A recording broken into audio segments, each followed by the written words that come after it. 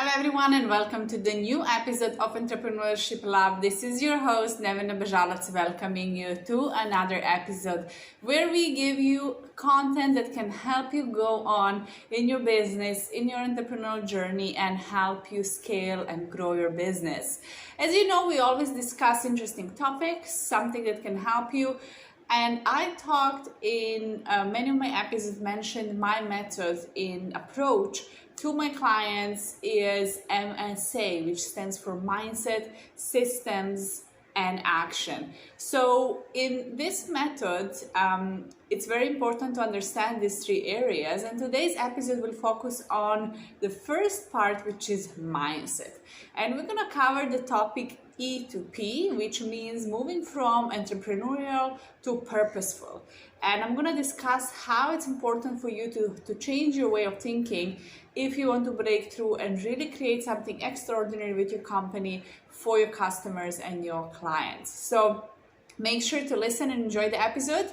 Before we continue, if you haven't already, subscribe and download this episode, share it with someone who can also benefit from it, and give us some likes and hearts and comments below. Tell us what do you think about this episode and what would you like us to talk as well in the next episodes. So let's talk about E to P. And why is this important? Mindset is crucial when it comes to building a business. It's very important to understand that the business is basically solving a problem for your customers and your clients. So what's happening is that if I want to create a successful business, it means I have to find maybe a unique solution or a little bit better solution or the cheapest solution to a problem that many people have. And this is how you can find your unique selling proposition or unique value proposition is what value do you bring, and also in sales, are you an exclusive high-end product, or are you the cheapest in the market, so you're covering that type of customer. So this is not a topic for today, but I just want to give you an entrance to understand why is this important for us to think, and this moving from E to P way of thinking and how it's going to help you grow. One of my favorite companies, and of course probably one of the biggest companies in the world, Amazon, and their leader Jeff Bezos always says, and if you haven't, make sure to read a lot of books from the companies and the leaders in these companies. And one of their principles, leadership principles, was customer obsession. So their company is really successful because they're obsessed with the customer. They wanted the happy customer. And that's something that I love, and that's why I love Amazon and their principles. And they're very much different than many other companies in their approach. Now, there is no only one right way. But what I think that's very good when it comes to Amazon is this customer obsession. They were not afraid to really support their customers. When I read one of the books about Amazon called Working Backwards, they were describing how when they were developing the online streaming service, if the software recognized that your movie you're trying to watch is buffering too much, they will immediately refund you the money before you even finished watching the movie. And the customers were super happy with that. And they were always so obsessed, how can we serve better and how can we make sure that people are even happier, right? Now, no company, no approach is perfect, right? But this is the topic for today. How can we just move from being entrepreneurial to really be purposeful? And one of the key things is that you have to continually improve how are you doing things, right? And there is one sentence that I want you to take out from today, and that's the path to mastering is not that it's not only doing the best you can, but are we doing the best it can be done? Now let me repeat and elaborate on that. Are we doing the best we can as a team or as a company, or are we really doing it in the best way that it can be done? And as a consultant working with so many companies, I see they're stuck in their ways that have been done for many, many years, believing that that's how things are done, and being afraid to let go of some processes and procedures because it's simply how they have been doing things. And I will take, when it comes to eliminating things that are not efficient, another example from Amazon, that in 2004, they banned PowerPoint presentations when it comes to pitching new innovative ideas for the company. And I'm not going to go into deep reasons why they did that, but this is a shock to many companies and leaders, because we're still in 2023 right now, almost 2024, and we are seeing that we are still even afraid to, in our companies, really elaborate and see and evaluate, analyze, is, for example, PowerPoint really the good way? If it's not, why don't we eliminate it? Can we find a better way? And a lot of people are just doing things because they believe this is the best, this is how they're done, and they're trying to do the best instead of thinking, but this is not actually the way that things can be done in the best way. Right? I can be the top performer, I can be the best in my company, but I can only reach so far if we're stuck in our old ways. And these are some of the examples I want you to think about. So it's not about doing the best we can do, it's really about doing it the best it can be. Now, building a business requires a lot of innovation. If you innovate, you will die, right? If you don't innovate, within every 6 months, you should be coming with something new, product or service to offer to a customer. Another big company, right, that we all know about, like Apple, innovates every few months or every year with a new phone and new features. And if they don't do that, you cannot be selling always the same product over and over again, especially, for example, in technology, right? Because the world is changing.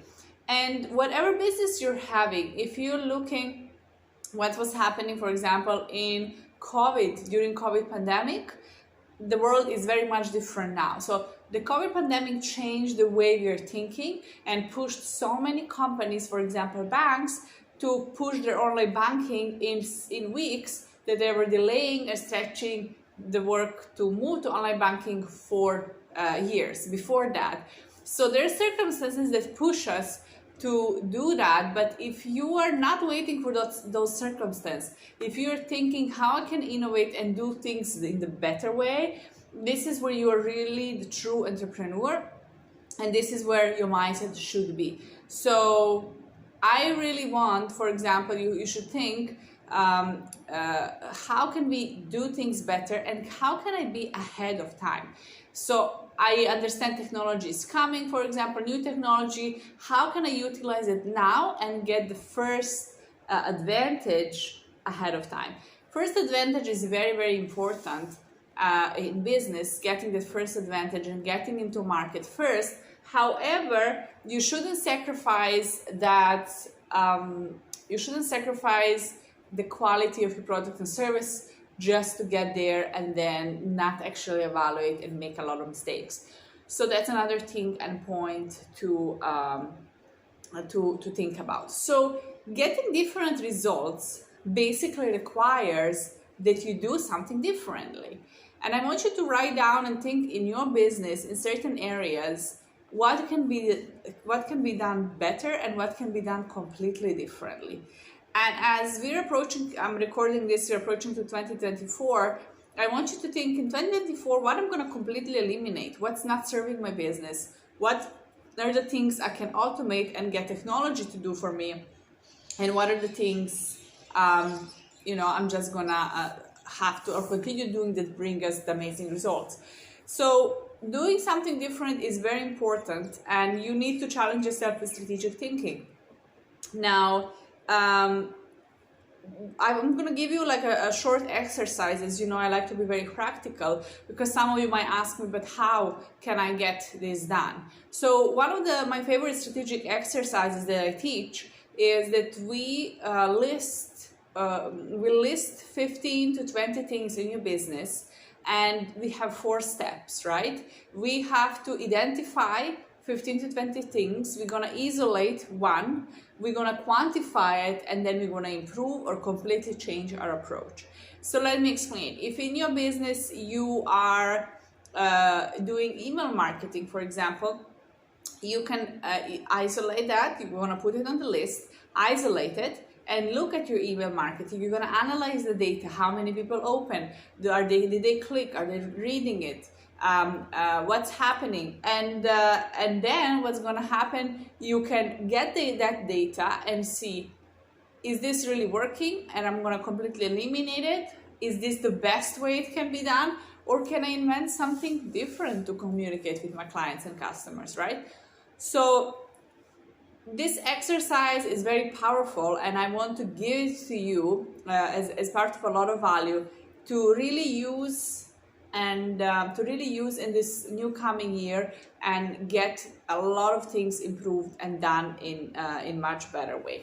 So let's touch a little bit deeper into this moving E to P, right? Is how am I continuously improving? How am I doing something, right? But when you are serving your clients and customers, when you want to innovate, you shouldn't just be thinking, oh, we are entrepreneurs, but really think, like, how can I serve more purpose, right? And I love to do something where I look everything that annoys me, like, or I listen to people and their complaints, right? And they're like, oh, I have to do this, or this takes so much of my time. Or if you see 3-5 people, start doing some market analysis and think, if this is in your field of expertise, oh, if so many of my clients or so many of people around me are telling me this, that means that's a problem, and maybe they would love a solution for it. So let me create a solution for it. And this is how you can get breakthrough, by really being purposeful. How can this be more purposeful, right? And talking about being stuck in the old ways, I'm going to share with you a story from Sarah Blakely. She's the founder of Spanx. And when she started in the 90s, I believe, if I'm correct, she said she went to a lot of molders, like people who were doing the manufacturers of underwear and shapewear, and then she asked them about the sizes, right? You had small, extra small, small, medium, large, and so on. And she says, like, are you testing this? Like, who are the models' measurements? They said, no, we just have one measurement and that's it. And she realized a huge gap, that they think they've been doing things for decades in the same way. And she came in as a real inventor, and she said, well, that's not how it's supposed to be done. We should test it on the real woman, on real, and see what actually we consider this size and mold, and what's comfortable, and so on. And she invented so many great products over the years, of course. That's why she became a billionaire. Her success, her persistence, and her really focus on being purposeful, really being annoyed. One of the products she invented was, I think 2-3 years back. I remember listening to her. She is a mom of 4, and she hates when they spill things on her shorts, or kids are playing with the water or in the pool, and then your shorts get wet. So they, in the Spanx company, created shorts from a specific material that dries, that looks nice, right? It's very functional. You want to wear it. You can wear it with the heels, with sneakers, whichever you prefer. But then it's so easy dry that you can enjoy these summer activities with your children, right? So this is being purposeful. She's not just being an entrepreneur. She's really being purposeful. What problems do you have? Now, whatever your business is, are you in accounting, finance? Are you in consulting? Are you in fitness? Are you food and beverage? Are you in jewelry? Right? Think about being purposeful. If we talk about jewelry business, I mean, how many of you have a problem putting on your own jewelry, right? Because they made it so complicated to lock or to close, you know. So if you are alone in your house, or you're a single lady, you're feeling like you're punished putting your own jewelry because it's so difficult. And this is because those designers are just being entrepreneur, and they're not actually being purposeful. They're not thinking about the customer. So use Amazon principle and be customer obsessed. What is that my customer love, and what is that they are using, right? What will really change and improve their lives? So if you are, let's take another example. If you are let me think, in food and beverage industry. If you're, for example, making your own products, I have some of my clients that I worked with, right, who make specific vegan products, for example, and so on. So if you're making those products, you want to think how are we really serving our customers, and are we making something that's different? That's number one. And second thing that you want to think about it is like, what are customers or ask and identify in the market? It's very important. What are customers love about these products and what they don't like about it? Or how can we be unique in a different way? I hope it makes sense. So it's really about moving from that entrepreneurship to being more purposeful. And this is where you're going to differentiate, and we can really build and scale.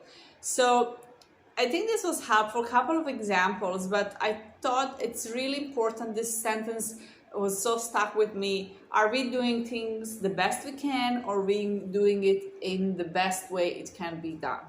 And this is what I ask every CEO when we sit and we really talk. I'm like, yeah, great, congratulations on your success, that you're doing things maybe very good, that they can be done, but are we doing them in the best way? Are we going to innovate? Are we going to really stand out?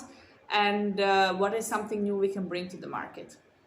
So this is the sentence I want you to take out from today, and think about your frustration with things and in your own work, and then find a solution for it. If you are an accountant or you're a consultant or coach, fitness coach, whatever you're doing, for example, if you're coming across frustration every single day in your business, and that's how it's been done for decades, don't just take it as it is, but really think, hey, maybe I should create something and find a solution, because this really bugs me, or this really annoys me. I want easier or faster way to do things, and this is where you're gonna find your real breakthrough.